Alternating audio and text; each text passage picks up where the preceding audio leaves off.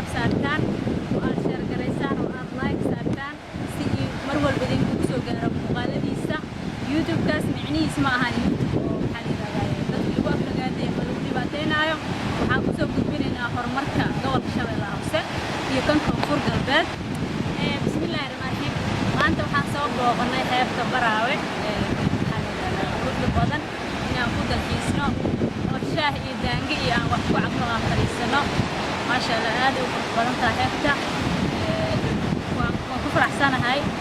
أمني يوصل كروح بدن وأمني يوصل ومجالنا وإذا الشعب كيعين كود أمني يوصل كان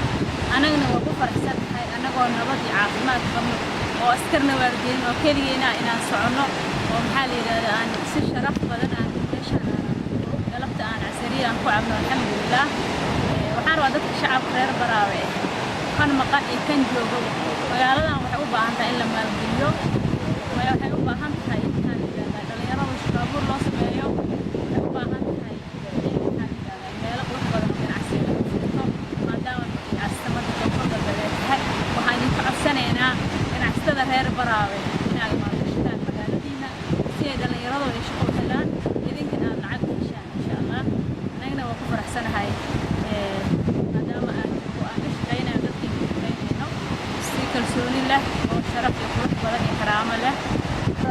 ciidanka aad oo booqash noogu yimaaday anagoo joogno degmada Baraawe xeebta weyn ma sha Allah banweynka banka waxa la jira Baraawe banka aw ali ma sha Allah aad u mahadsantiin hadii idin soo gaar video waan waxa la rabaa in oo qof kasto wax ka faa'iido maadaama degmada ay tahay degmada amnigeedu aad u sugan yahay ilaahay uu amni soo kale ilaahay noo soo alxamdulillah waxaan u baahanahay kala in la maalgeliyo magaalooyinka oo waxa lagu manwada oo amni aan ka jirin waa la wax la geylahay amni ma ka jiro meesha amni ka jiro imaanaysa ma balahaanba dhibaatada taal waxay tahay waa amnigeen waa sugan yahay bal adii maalgashi lahayd ayada waxay soo diyaariso eelboorkayna insha Allah isbuuc dhexdiisa waxaan rajaynaynaa inuu noo furmo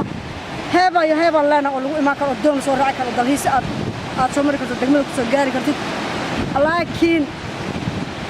maxaa jira waa laga doorsaa degmada maxaa udurka idin hay maxay tahay anigu waa amni la'aan waxaan soo anaa waardi la'aan gudoomiye orxan degmada ahay gudoomiye gobolka oo orxan gobolka ay joogto ma sha Allah aad u mahadsantiin wiilasheen iyo anagaba wax dhibaato kama taagno degmada ilaa eelboorg ilaa Baraawe waa lugeynayna waa soo lugeynayna maanta oo dhan wax dhibaato ah ma jiraan waxaan u baahanahay degmada dadkeeda aaway ma dad kale u yeerinaa magaalada noo qurxiyaan masna idinka wax qabanaysiin